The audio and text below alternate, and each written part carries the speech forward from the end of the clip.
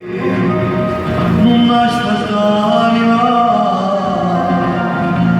che indifferentemente si facci non dormire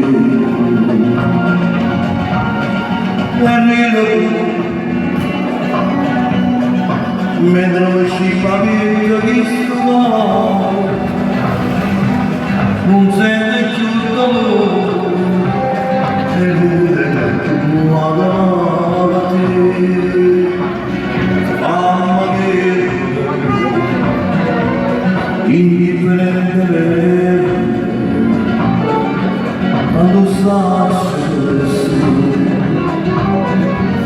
perché sono niente e dalla sole non l'aspettava